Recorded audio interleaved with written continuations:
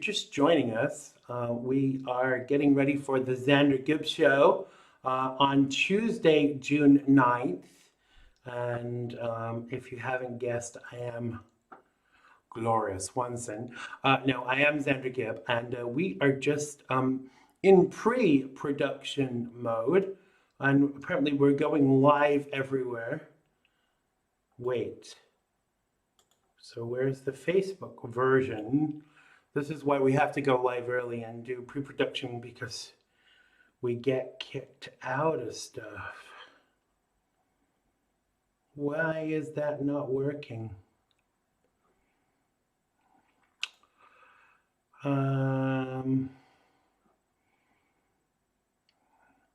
We might have to restart, because we are having issues here.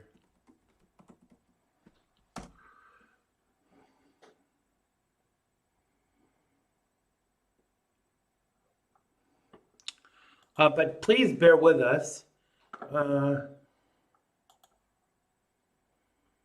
And now the restream is not letting me log back in. Wonderful. Here we go. I'm in.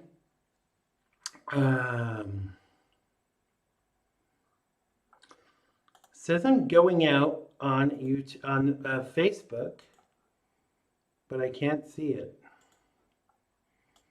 So let's try again, and if necessary, we will restart the feed. But fear not, we will be starting the show. Don't know what is happening there.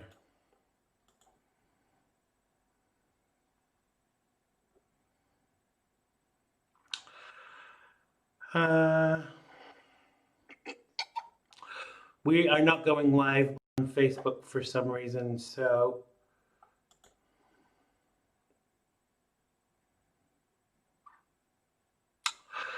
I guess we're going to have to stop and start again. Sorry, guys. We are attempting to go live.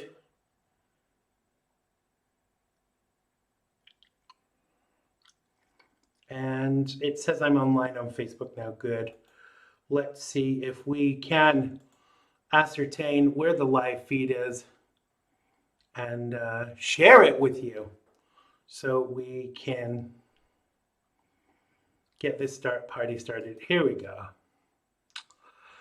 Thank God.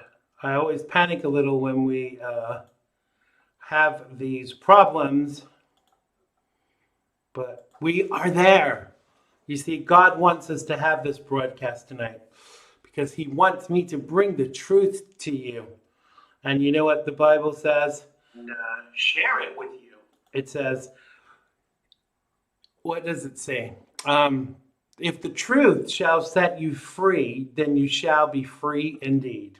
So we are getting there with the sharing. So let's get rid of that page and that page.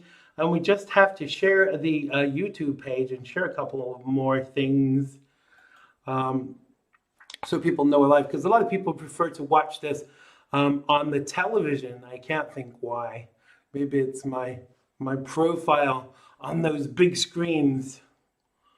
I'm ready for my close-up, Mr. DeMille. So we're just going to get the YouTube link and share that. Feel free, while we're just waiting to go live, to share the page so people know where we are and that we are going live. It's hot in the studio today, but it's probably very cold outside. Had a very interesting day. I'm going to tell you a little bit more about that later on. Very interesting day, and I've had 4 hours sleep, so it's officially a tired Tuesday. Hi Mark, hi everyone who's in the live feed. I will come and hi to Mike. I will come and say hello to everybody individually when we finish sharing. Please click that share button. Now my phone won't open. We will get there, folks. We definitely will. So I'm just going to share on Facebook so we can let the stream populate. And then we can get started. Hi, Dave. Welcome. Let's just pray that when I click the share button to the group, it's doing it again. It's doing this thing where it will only let me share to one group at a time. So obviously that takes a lot longer. So for you in the group, I wonder if you know that the Navy has decided today, this is the US Navy, to ban the Confederate flag and all the symbols that it represents from all of its ships as a response to, racism, past, present, future, and perceived. And I really kind of can't get my head around that, because I'm more than happy to kind of help people change the future. But, as we said yesterday, you can't change the past. And you can't change some people's attitudes. But as well as that, this is the other thing that shocked me. I don't know how many of you have been to London, but in London, there is a fabulous art gallery, which is called the Tate Gallery.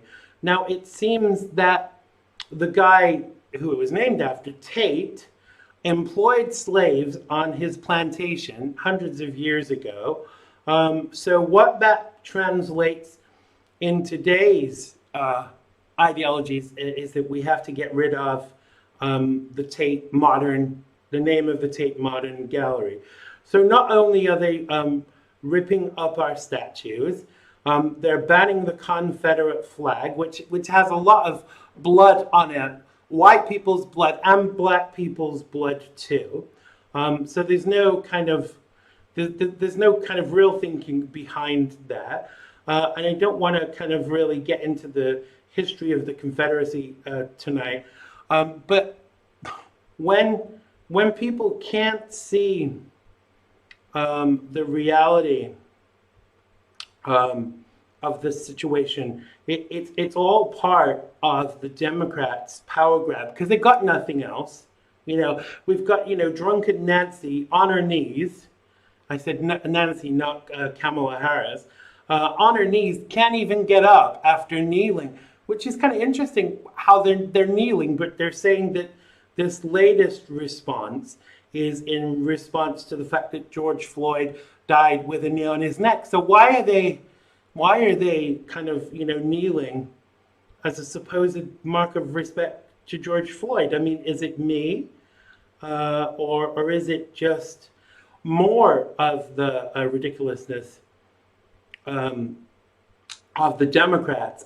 Let's face it, they have a lot of it to go around, but when it starts affecting, kind of like everything and everybody, I'm sure we need to start kind of asking questions, and not just asking questions, saying, let's stop this now, because it has gone too far. And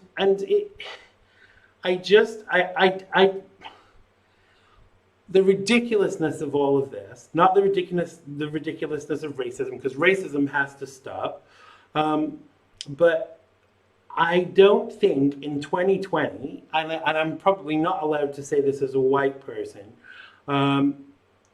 but in 2020, I doubt that anyone has experienced the level of racism that was experienced by those that were actually affected by slavery. And when you've got rappers, idiot rappers like Ice Cube, turning around and saying black people should not pay taxes for the next 472 years. I have to. Where do you plug a figure like 472 years from? Why not 600 million and 57? So the kind of, I don't know, the idiocy of this continues.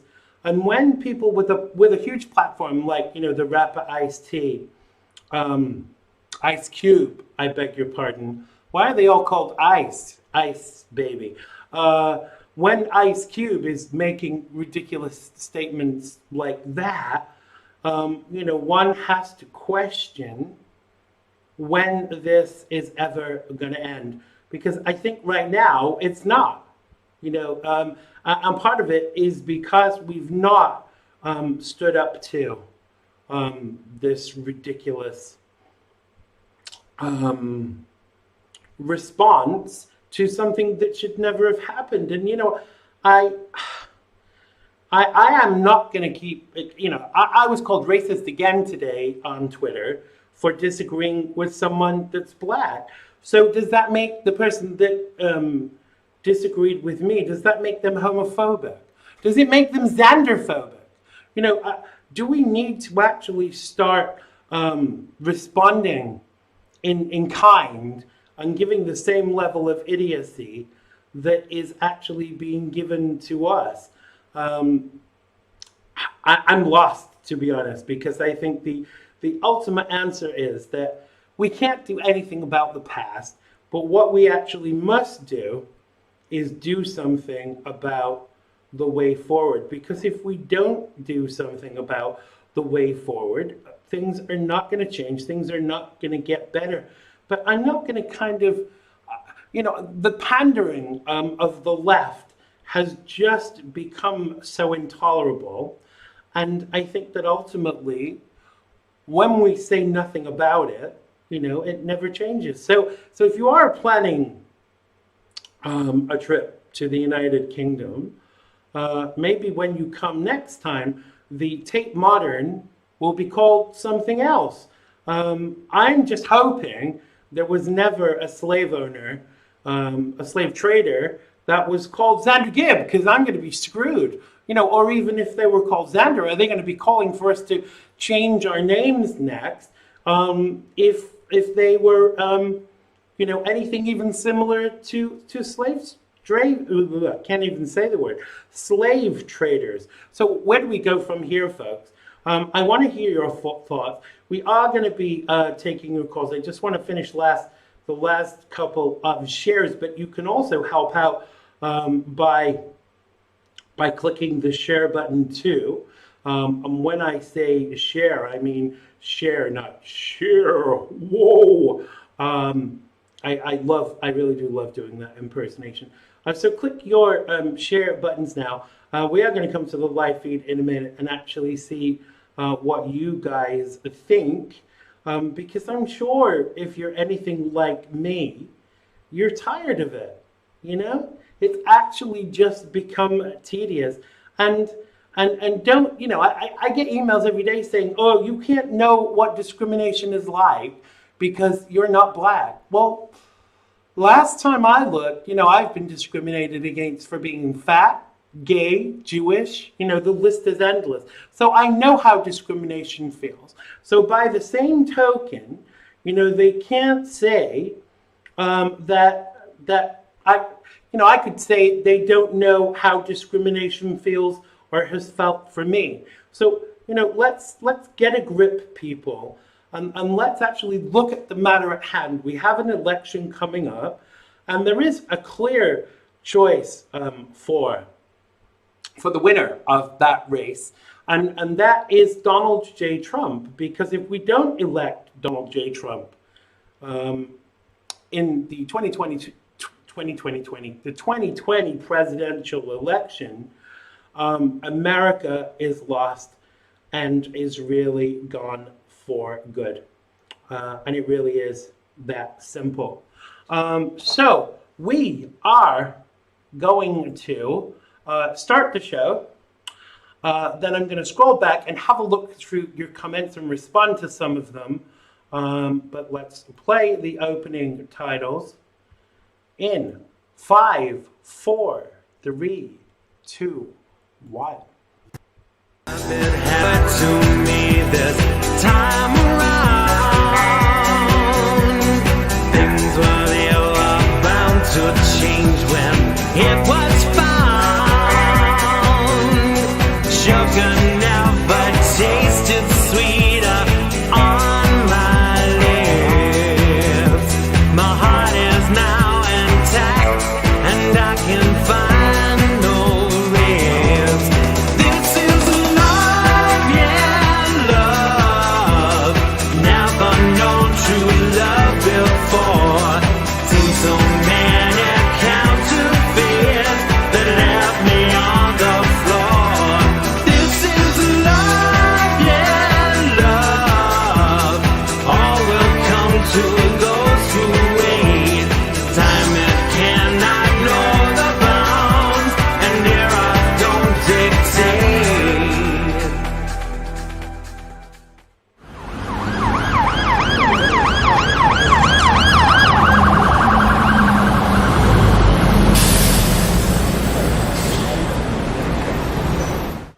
Hello and welcome to today's episode of the Xander Gibb Show, the talk show that really does get you talking on the Xandermonium Network,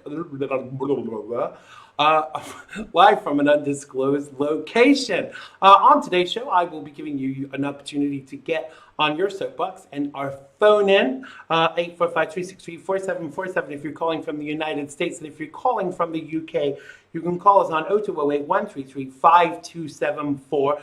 More about that when we get to that point.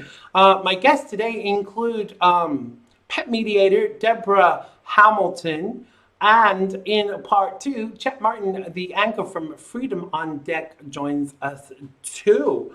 Oh, yes, sirree. Don't forget about our usual drinking game. You can take a nip of whatever you please when I say, oh, yes, sirree. So I'm going to just go backwards and say hello to everybody that I haven't said hello to already. Hello to Chet, who is my guest in part two.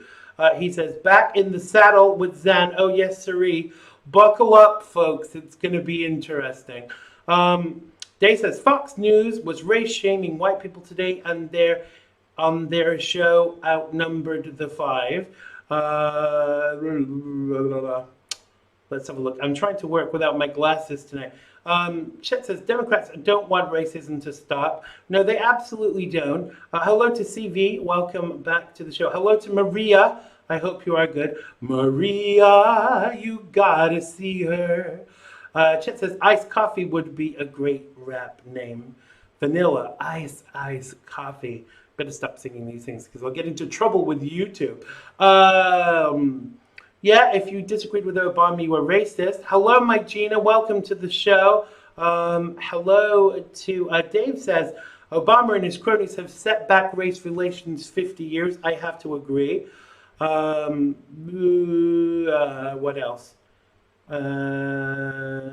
Dave says, the only good thing in this defund the police mantra has made a better argument for the Second Amendment and than anything than anyone has said over the years.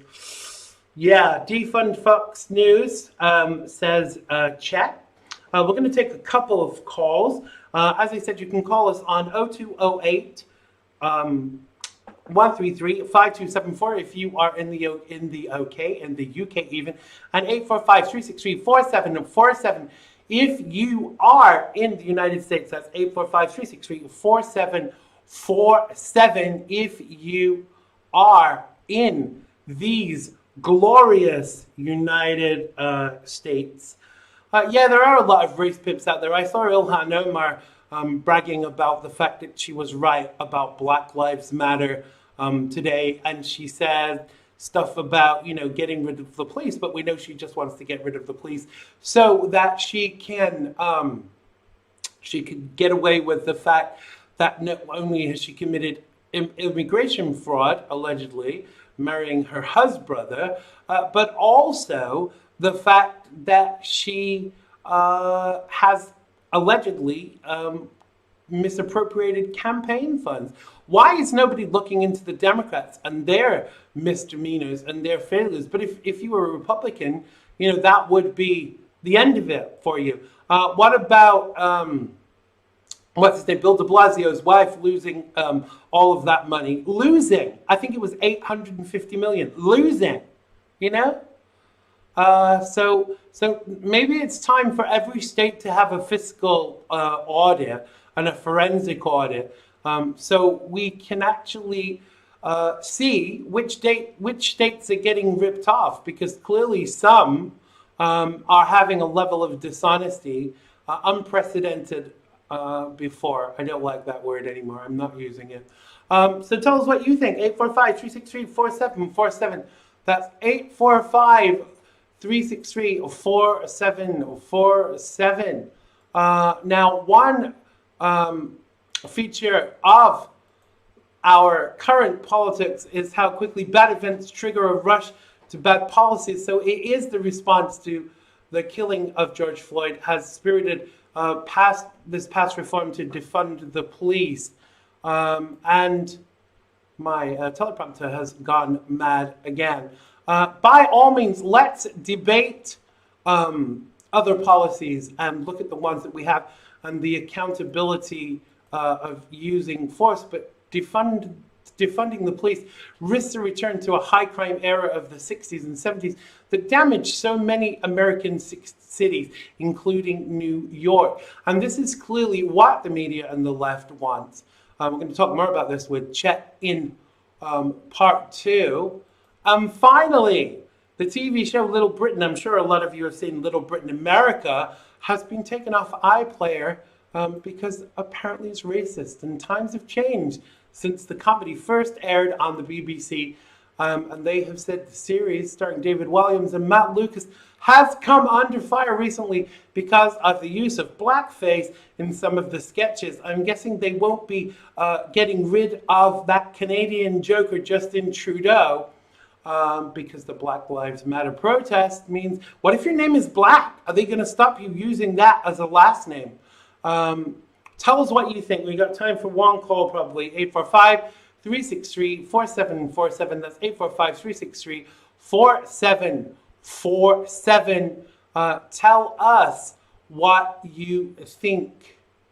And if you actually want to come on the show and get on your soapbox, you can go to xandergibb.com/contact. That's xandergibb.com/contact. And we will get you on so you can have your say. Oh, yes, siree. There you go. Another chance for you to have a little nip. I know it's a school night, but go on, treat yourself. So give us a call, 845-363-4747 if you're in the United States. But if you're calling from the UK, you can call 0208 133-5274.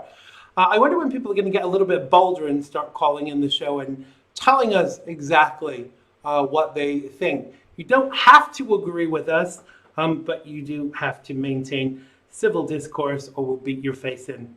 Hello to Carla. Welcome to the show. Chet says, political correctness has de-balled America. I agree. What's that? De Blasio gave her a new position on some BS board. I think he's talking about her wife. Yeah, it was something to do with the race relations response to COVID-19. What is this COVID-19? Are we still affected in the United States and the United Kingdom by COVID-19? Because clearly we're not. Because if you can go out and riot and pillage and all of these things and rip down statues and be close enough to each other, less than 2 meters or 6 feet or whatever the heck it is now, because it changes every day without a mask, then it's crazy. CV says the catalyst to the lockdown and the catalyst to burning down businesses are both suspect in my view. Yeah, I would tend to agree.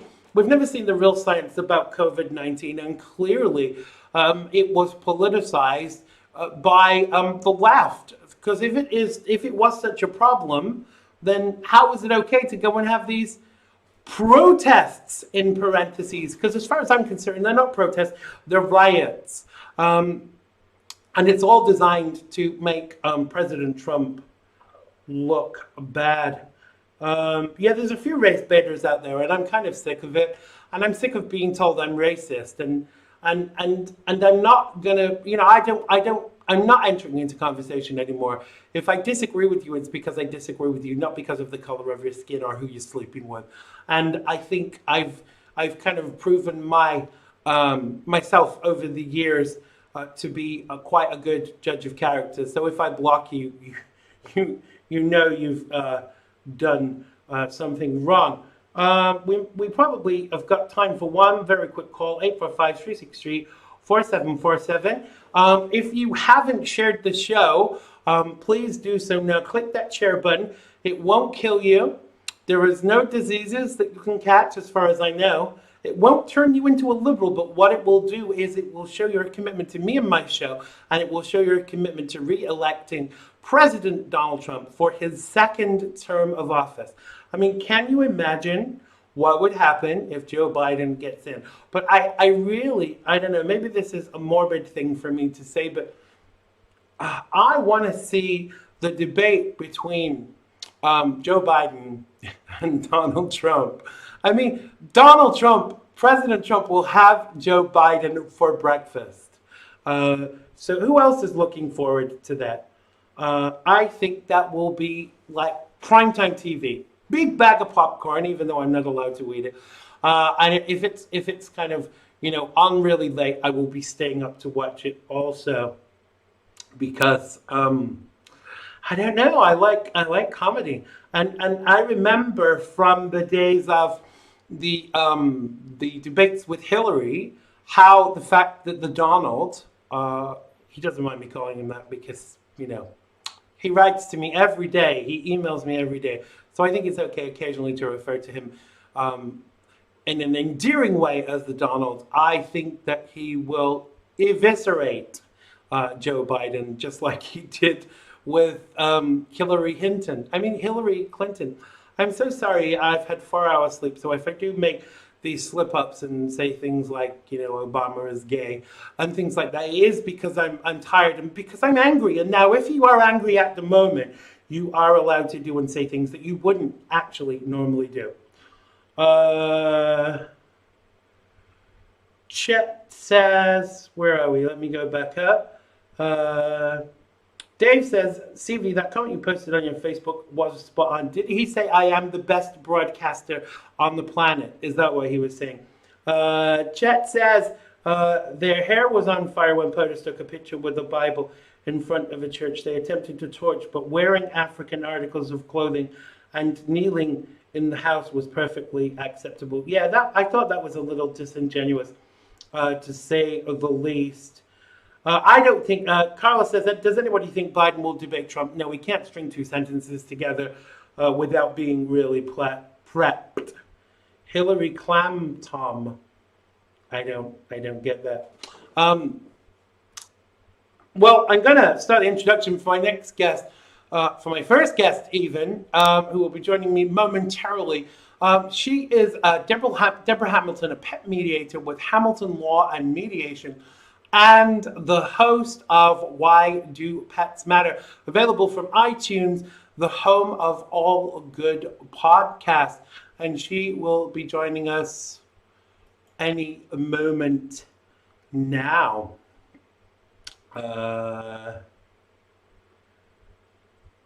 Gina says she will never do any of that PC crap. I agree. I will be polite to people, but political correctness is another thing. So this should be my first guest. Let's hope it clicks in and goes through the first time. Deborah Hamilton, the host of Why Do Pets Matter? I can't see what's going on. Damn Skype. Damn you, Skype. Please call back Deborah if you're watching. I'm sorry. I even deleted Skype and redid it yesterday. So I really don't know what is going on. Let me close it and restart it because that may help. Where are we? Skype-a-doodle. So yes, I'm hoping that Deborah will call us back any second. She just messaged me. Sorry about this, folks. This is what happens with live broadcasts when, here we go. So please join me in welcoming back to the show, the fabulous Deborah Hamilton. How is the world with you, Deborah?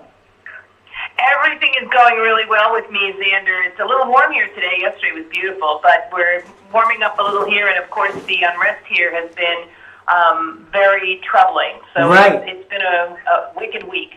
Absolutely. And as we're kind of talking about pets, how have your pets been responding to all that's been going on, or has it not been kind of localized to you? It's not localized to me, but I know that a number of my colleagues and clients live in the city, and it's been very remarkable for their pets. It's been very troubling for them because of the noise, the large crowds that are gathered in certain places. Right. So you really have to be careful when you take your pets out to try to avoid that because they don't really understand. And I saw a few pets at the march and at the rally, and I thought that was, really not as sensitive as you should be to your pet who's been home with you, sheltering in place for 3 months, and now he's in a big crowd. Yes, absolutely. Well, I saw that people were taking their children as well too, and I saw one child got injured, and I thought, why are you taking your child to something like this, let alone your pet? Well, the peaceful demonstrations are great. It is a difficult situation for you to bring a child, but for sure it's a difficult situation for you to bring a pet because it's hot and it's, there's tons of people, and even though dogs who get along with people really well can withstand a lot of, pushing and shoving, you might want to not have them out in that much heat for that long a time. Yes, absolutely. It is. It definitely is a concern. My autocue has just done its usual trick. I don't know what's happening with that. So I want to start off with talking about choosing the right pet for you, which I think is really important because I can't remember the statistics, but apparently so many people get pets and then have to rehome them because they have because they've chosen the wrong pet, basically. Right, and when you go to a rescue or shelter, it's sort of, if you're buying a puppy, it's sort of a guess on what it's going to be like when it grows up. It could be 20 pounds, it could be 50 pounds. Sometimes the shelter or the rescue are correct, sometimes they're not. If you get an adult dog of a year or two, then you pretty much know what the dog's going to be like as well as size and coat. But if you buy a puppy from, a reputable breeder, you need to really ask them what to expect, the energy level, the maintenance on their, coat and their nails and the veterinarian, because it is an expensive proposition. I can tell you, Xander, I was at the vet this weekend with one of my dogs, and there was a little baby pug there. She was so cute. And my vet said that the gentleman had just bought the dog from a local pet store for $4,000. $4,000 for a dog? Wow. Sorry. For a dog from a pet store, which means that its parents likely have no health checks. And pugs are very prone to different kinds of illnesses, so you really need to be careful if you pick a pug to pick one from a reputable breeder who's going to stand behind and have health tests with the parents. But he was really funny. He had done no research because he asked the vet, my friend, why the dog kept peeing all over the house, and the dog was about 8 weeks old. Because that's what 8-week-old puppies do, Xander. They pee all over your house. Yeah, exactly. I think there's been a move in the last few years for a lot of people to go away from kind of like designer dogs and actually rehome dogs, which is probably, we talked about this on your show.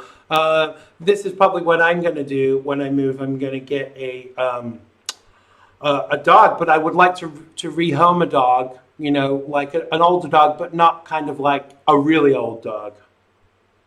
Well, there are a lot of dogs that get to be too much or someone moves. Or I never condemn people who need to drop their dogs off. I like when they give them back to their breeders. If they bought them from a breeder, right. Often rescues will take them back as well. Yeah. But these dogs might have some vices that you just need to maybe find an animal behaviorist to help you fix.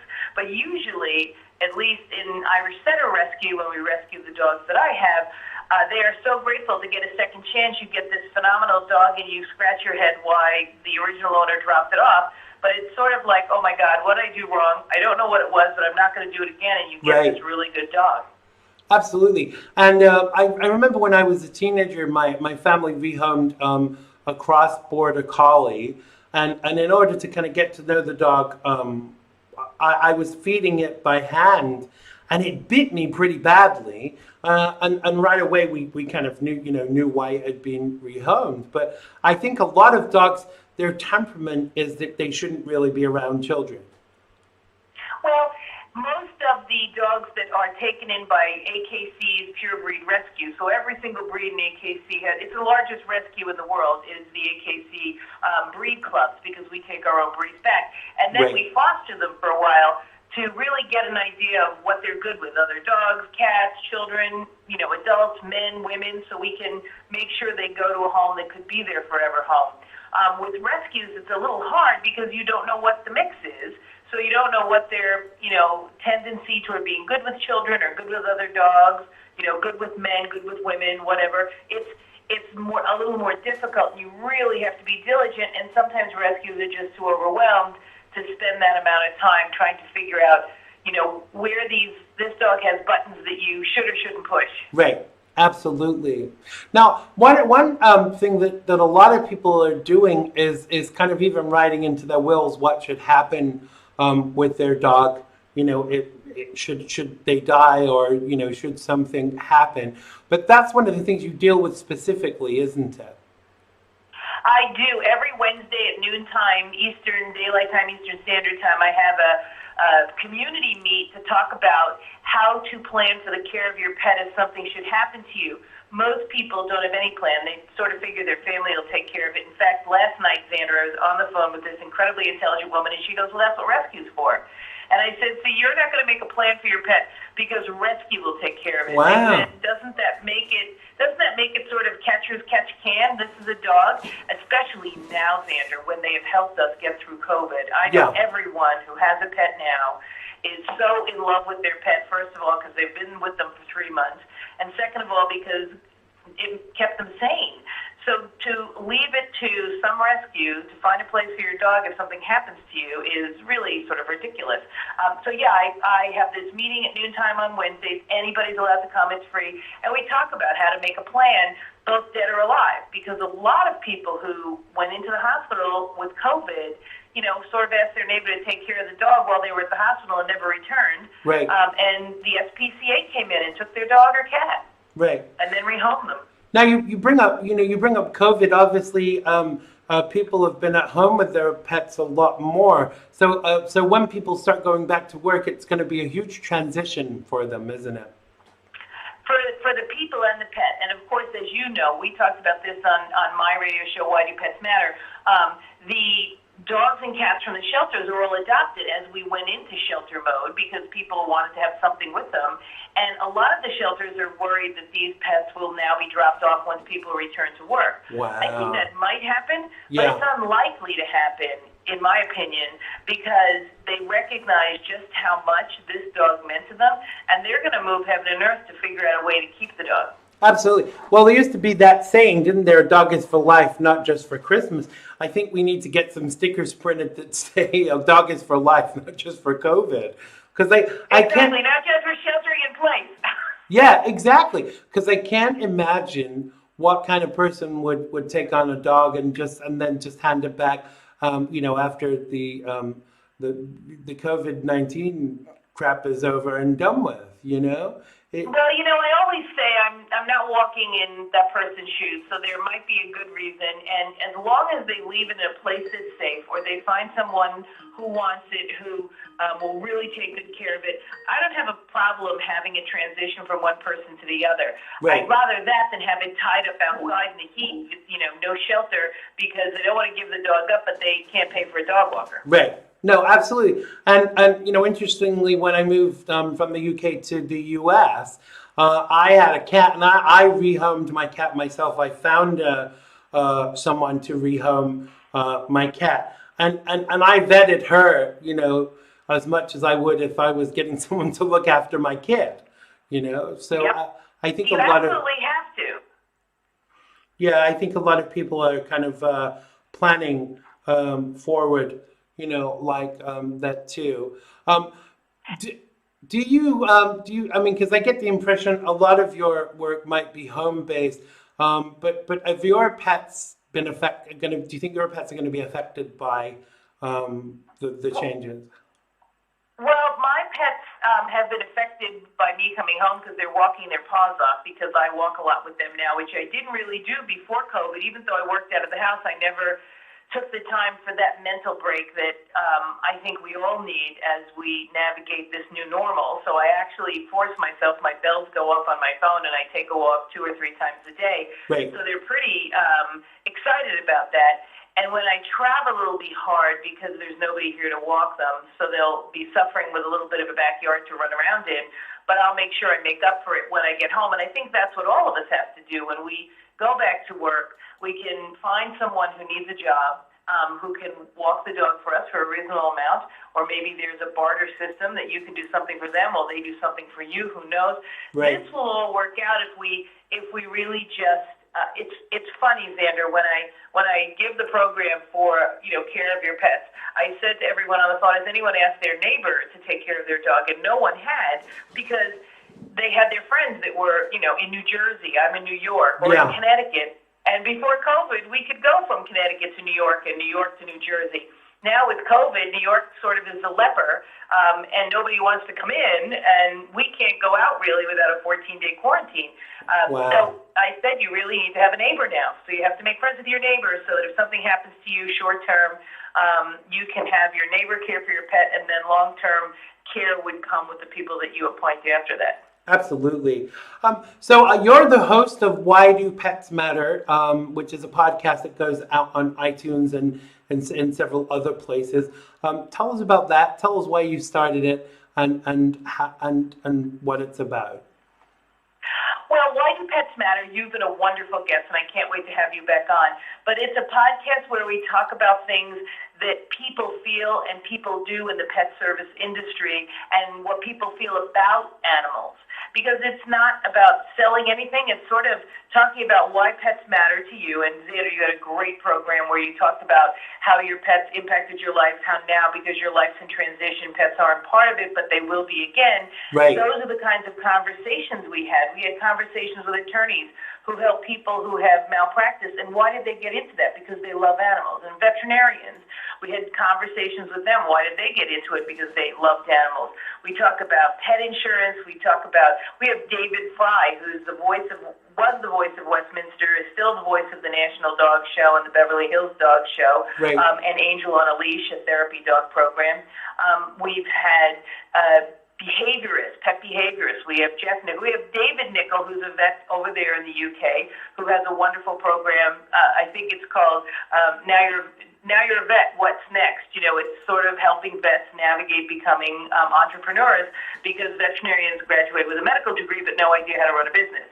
So those are the kind of people. So it's all about why do pets matter in every single industry. Right.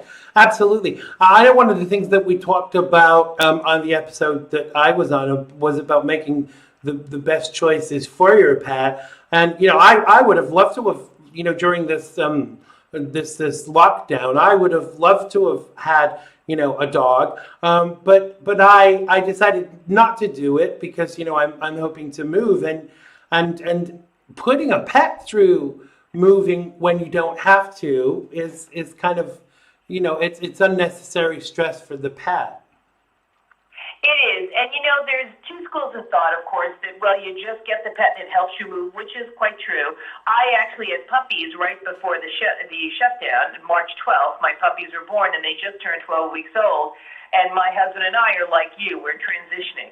Right. We're moving from New York. We don't know where we're going to land. I have 2 Irish setters right now, and I had 2 puppies, and I had 2 really good friends who wanted those puppies who were settled, and I let them go. Right. And I've never had a litter of puppies where I didn't keep one. But I said, you know what? For me right now, like you said, not a good time to have a puppy. Right. Yeah, I would be over to collect one, Deborah, but, quarantine and all of that. Well, I remember in your discussion with me, you are the dog sitter, cat sitter extraordinaire. Yeah, for sure. Yeah, I'm more than happy to do that. And I resisted a long time, getting another pet, but it's kind of like when you're not a pet owner, but you are a pet lover, everyone else's pets become kind of yours too. And so when you go in the house, you're the first one, that they come to. You're kind of like the second, master, if you like, which is always, a nice thing. Especially if you take care of them while those people are on vacation and they know that you're a soft touch. Yes, absolutely. Well, obviously, I've not been asked to do it in the last 3 months for obvious reasons, but yeah, I think it depends on if you already have pets as well. It depends on the temperament of your pet also, because if your pet doesn't like other animals, then you can't really pet sit. It just doesn't work. No, they get a little frustrated. I actually saw another dog, one of mine that lived out on Long Island. She wasn't feeling well, so I went to see her. And when I came home, my dogs were like, "Excuse me, you've been cheating on us." Yeah, yeah, they smell the other dogs on you, don't they? Yes, they do. And they get jealous.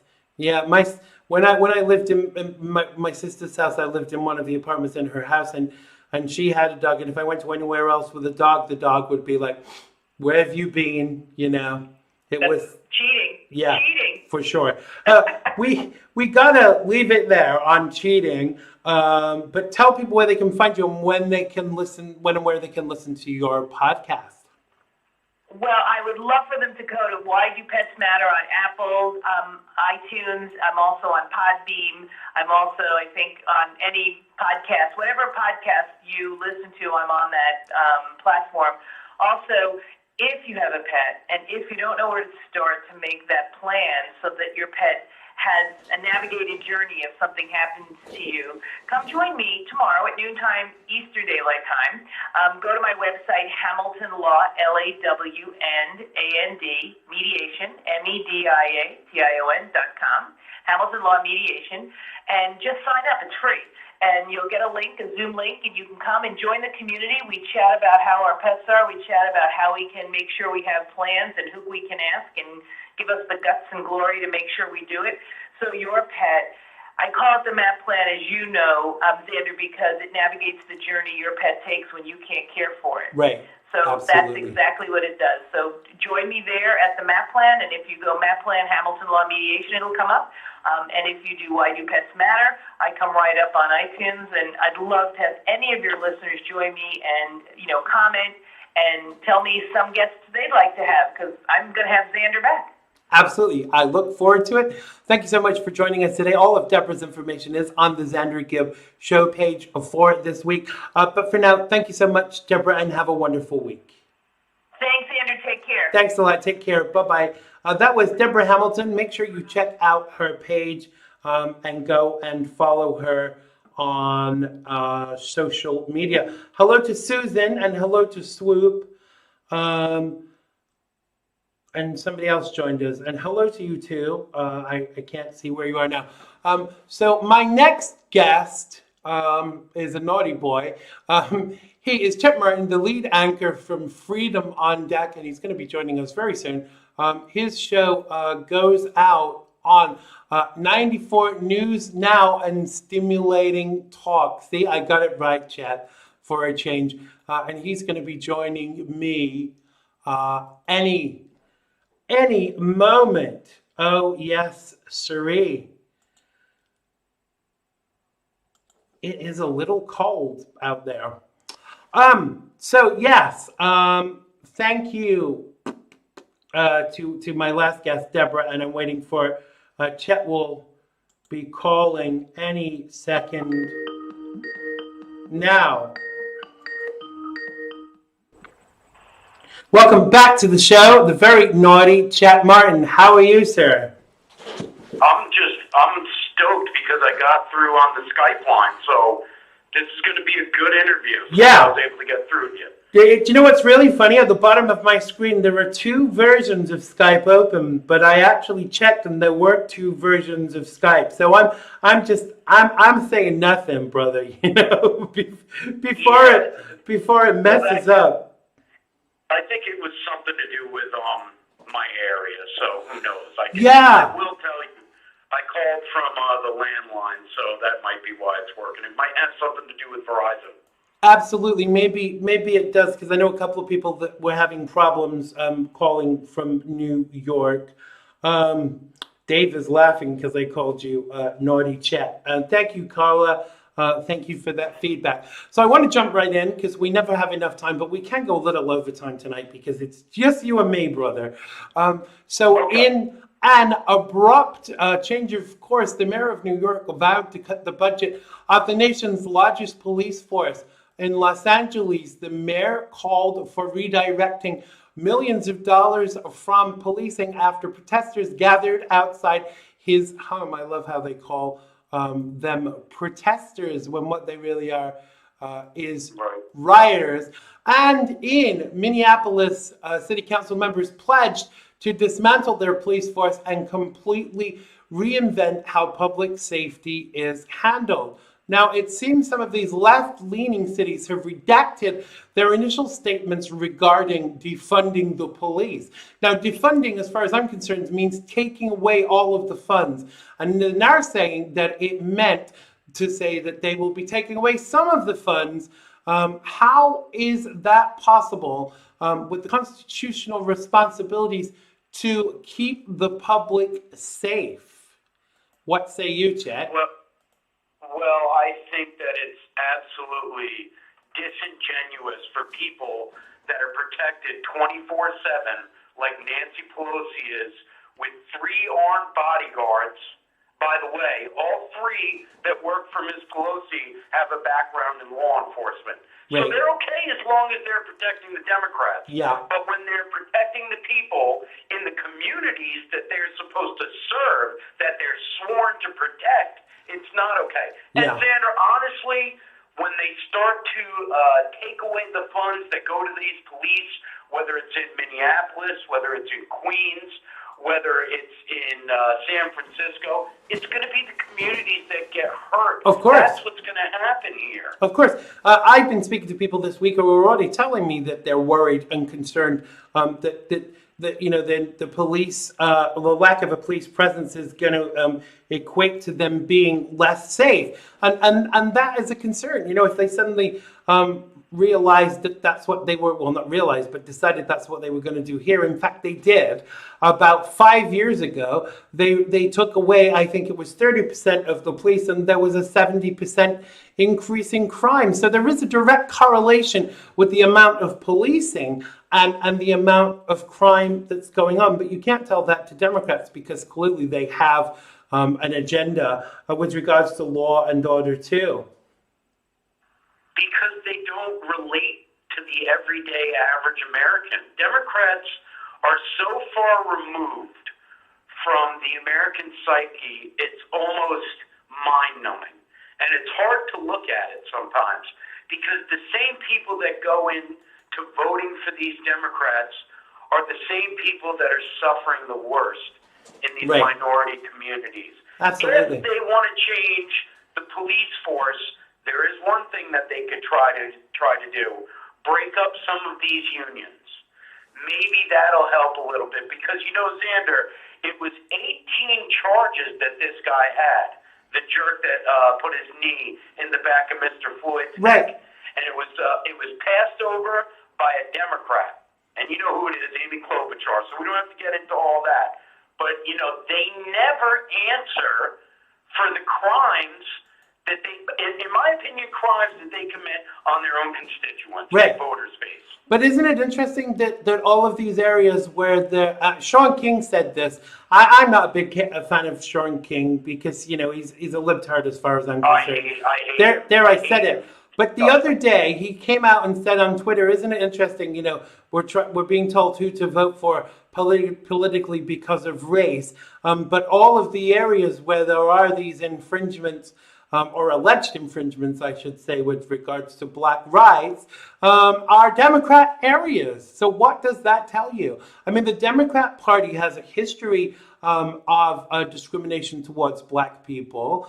It's not 5 minutes since Joe Biden was talking about, you know, no more Negroes in Congress.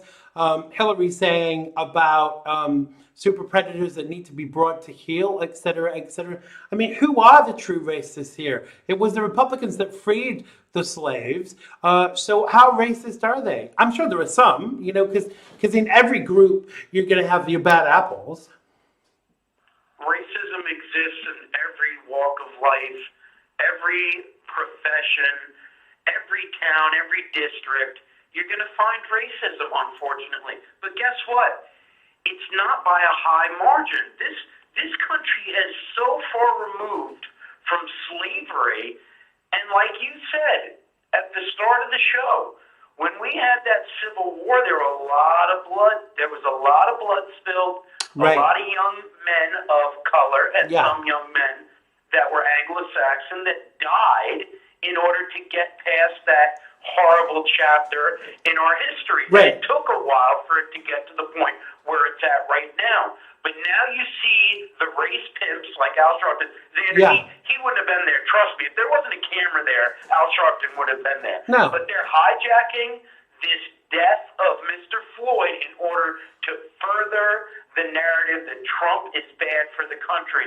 When, as a matter of fact, it's Donald Trump that has stuck up for the black community Yeah.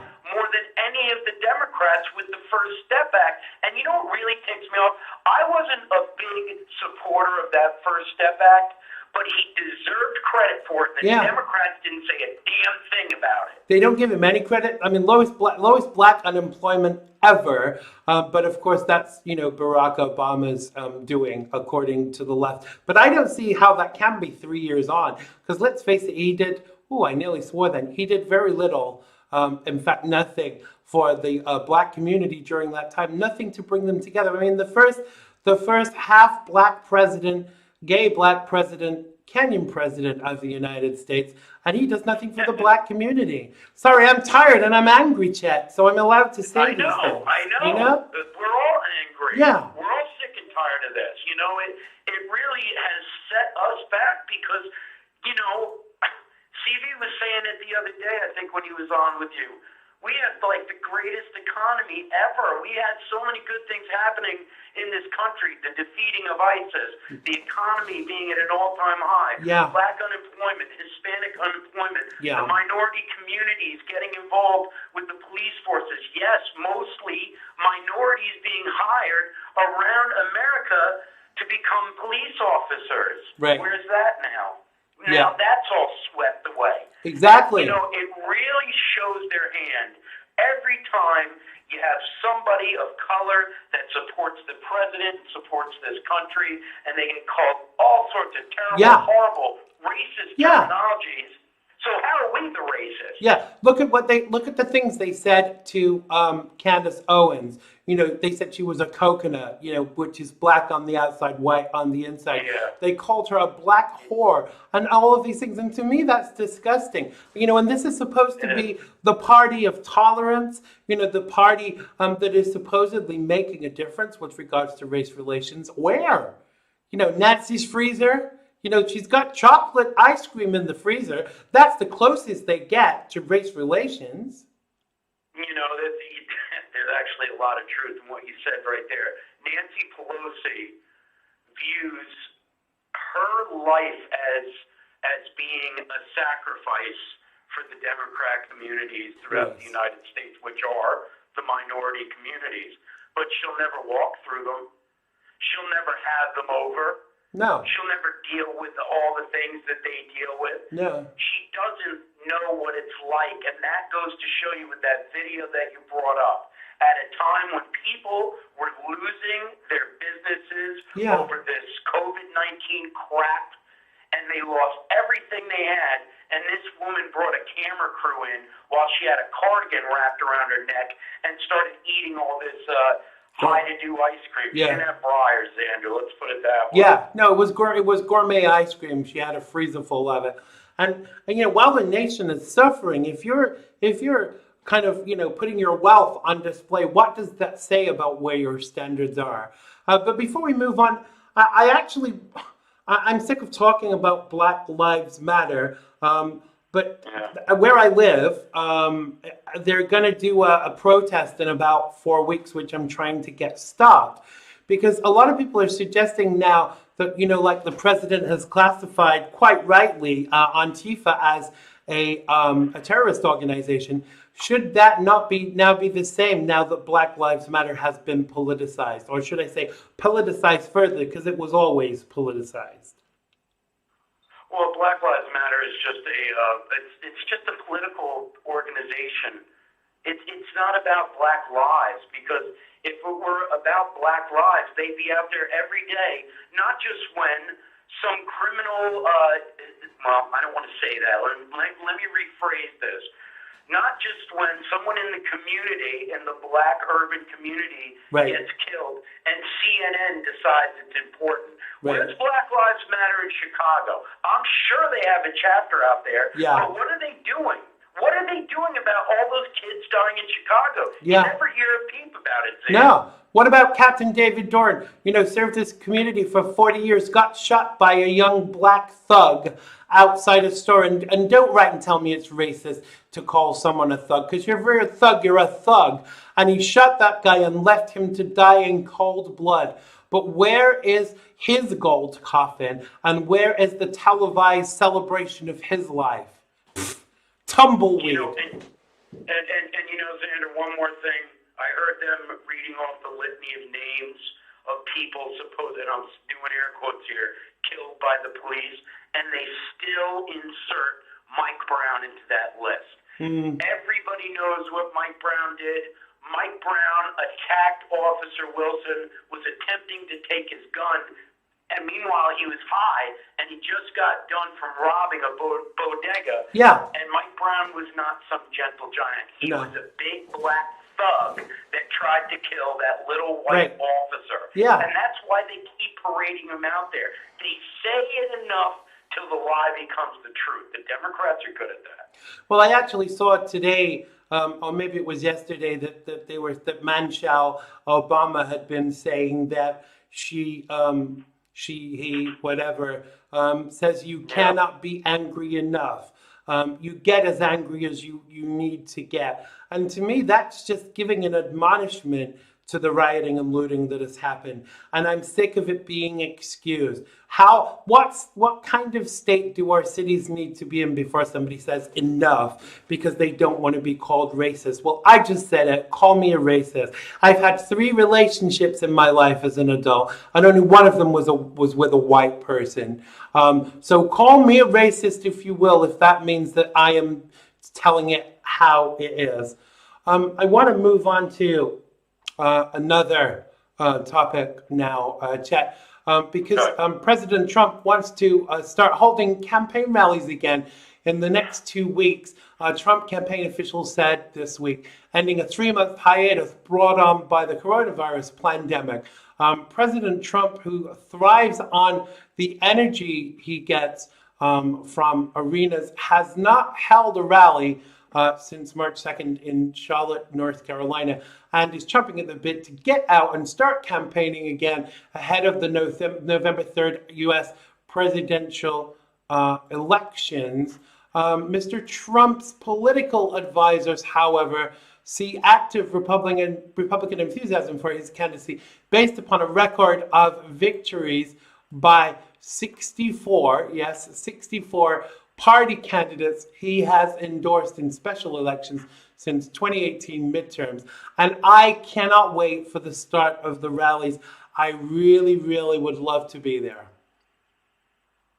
So would I, and I think I'm going to try to get to one this year because, CV told me how great they are, and I know a few others that have been to a Trump rally, and it just looks like a big party full of patriots, Usually there are a few knuckleheads that infiltrate. But, I was listening. Who's his new press secretary? What's her name again? Kayleigh McEnany or something like that. She's great. So there you go. She was discussing that he would be getting back into his rallies, and what they'll be doing is when you come in, they give you a test with the thermometer on your forehead. They make sure you're all good. If they're doing that, what's the problem? I mean, it's certainly better than all of these people on the streets breathing, spitting, and coughing all over each other because of the death of Mr. Floyd around the country. And they're going to try to use that, Xander. I heard it over the past week. They're trying, we have an uptick in these numbers now. There's 20,000 more sick. And I'm like, dude, you think these Antifa guys are going to the doctor and getting checked? Give me a break. Yeah. It's so stupid. Yeah. It's like blinder people. Yeah, because in the United States right now, you can go to a rally, you can break down statues, you can deface property and burn it down and attack people and police officers, but you can't go to church. I mean, what does that say about us right now as a nation? That tells us that we've gone in the total opposite direction from what our founding fathers and our Judeo principles taught us. Right. So this is very disturbing, and we do have to make a pushback. And I think it is going to come, and it's probably going to come right around election time. You know, if these thugs think they're going to stop us from getting a second term with our great president, they can kiss my ass. Yeah. That's not happening. Yeah. Form an orderly line, you know. That's the way I see it. Because I think ultimately they have nothing tangible to offer the American public. So what they have to do is make something out of nothing. You know, the internet is filled right now with accusations of President Trump being racist, but can't come up with anything over and above the fact that his father refused to rent to black people who couldn't afford to pay the rent. If I was a landlord, I wouldn't care about the color of your skin. If you can pay the rent, then that's great. But if you can't afford to pay the rent, why would you let to them? And how is that the president's fault? President Trump is not a racist. He never has been a racist. It's such a false flag that the left like to parade out in front of their mainstream media darlings, that anything he says, anytime he says it, is somehow it's directed towards black or minority people. Right. When he says anything that might be a little off on Twitter, but the fact of the matter is, Donald Trump in the past has dated black women. Donald Trump has employed black men and women. Donald Trump has Jewish, he doesn't have Jewish heritage, but his son-in-law does. Is a Jewish grandson. You know, all of this throwing it against the wall with the president, calling him a Nazi or a Klansman, or calling the red Trump hat the new white hood. It's all about identity politics. Exactly. Because they have no ideas except for how to destroy this country. But isn't it scary that there are enough stupid people out there to actually say, wait a minute, maybe that's true? You know, even tonight, you know, it's common knowledge. You know, I'm a disabled person since my accident. I use a wheelchair. I couldn't support a president that I thought, mocked disabled people. He'd never met the guy. He didn't even know what he looked like. He didn't know he was disabled. Because if he did, I would say that's a bit of a crappy thing to do, Mr. Trump, President Trump. And as a disabled person, I couldn't hold truck with that. But they've got nothing fresh. They've only got stuff from the last election. And anytime you ask for examples, again, tumbleweed, nothing. It's nothing. And, the fact of the matter is we should all want the country to do well. Yeah. But they don't. They don't, because we had that and they did this. Well, if you hate President Trump more than you love America, then you really don't love America. Because in my lifetime, I have never seen a president so devoted to the United States. Have you? I know you're a little younger than me. But never so attacked and always willing to swing back. Yeah. He's the voice for me and you. Yeah. He's the voice for the listeners to the program. That's what Donald Trump is. That's why we elected him. He's my president, damn it. Yeah. I call him President Trump at all times. Yeah. Because he deserves the respect, and we deserve to give it to him. And we deserve to put him back in the White House. The Democrats have to get up. And what you said is true. They don't love their country. No, it's they not don't. so much that they even love their country. They don't. Period. There's no love. And I think the biggest concern about this is, when I see videos of people who have entered the United States legally, and they're astounded by this, and they say, I fought to get into the United States, and I did it properly. And there are these people who are born in the United States and actually treat it with contempt. Is that your right? Is it your right to kneel on the flag? Is it your right to burn the flag and spit on the flag? There's blood on that flag. To get to the point in history we have with the United States, a lot of blood has been shed already. So don't come and tell me we should be changing the name of things and making things different just to appease one section of the community. Yes, I'm against racism, but going forward, what we have to do is make sure that we alleviate that racism, not try and pander to people who didn't even experience it 300 years ago. Yeah, no, you're absolutely right. And this is the problem with a lot of folks that are only getting their news from propaganda networks and from Facebook and from Twitter. Right. We had an issue, before CV was on the program, we had another guy that did the show with us. And before he left, he took me out to eat just for lunch, just to catch up on some things while we had finished the show. And his reason for leaving, he said that, hey, everybody that listens on my end thinks we're racist. And I'm like, well, do you think we're racist? And it just kind of sat, got quiet. But, for a guy that I knew my entire life, and to call me a racist it was sad because he knows me. He knows I'm not a racist, but he went with it anyway because their ideology forces them to eventually, and sometimes they wake up, but unfortunately for him, that never happened. But, I lost a friend, but I'm not going to change for anyone. It's not happening. You're not going to get me to go against my president. I'm getting him reelected in 2020. Will I hang it up after that? I don't know. Maybe. But I'm going to get him reelected. Well, I live in the UK right now, and it's 2 a.m. in the morning, and we're nearly at the end of the show. But do you think I want to be sitting up till 2 in the morning 5 nights a week for my health? No.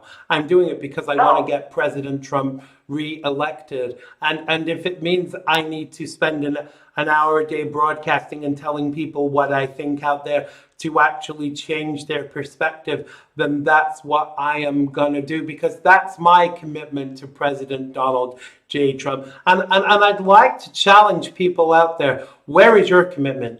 I'm tired of conservatives and Republicans that say, yeah, I support Donald Trump. They can't even share the show, Chet. They're out there selling. That's the whole thing. I shared the show on a few different groups, and they took the post off, which is their business, it's their group. But when I went back on to check these pages, one of them hadn't had a post in 2 days. So why are you taking our post down? Right. It's ridiculous. Yeah. But, it just frustrates me because conservatives don't know how to unite. No. And anybody that's against Donald Trump that claims to be a conservative is just blatantly lying. Yeah. And there are a lot of them out there. You have to watch out for them too. As a matter of course, now if I share the show to a group and they don't let the show, if they reject it, I reject them. I leave the group and I tell them why.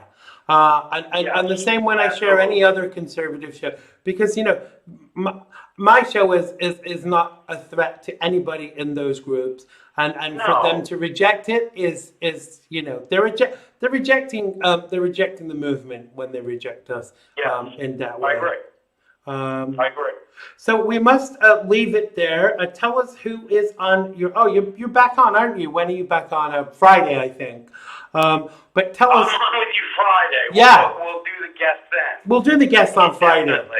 Absolutely. But in the meantime, tell people where they can find you and find out more about the show. Well, the best place to go, obviously, is freedomondeck.com. That'll give you all the links. CV put a nice big old button there that says listen. You click on that.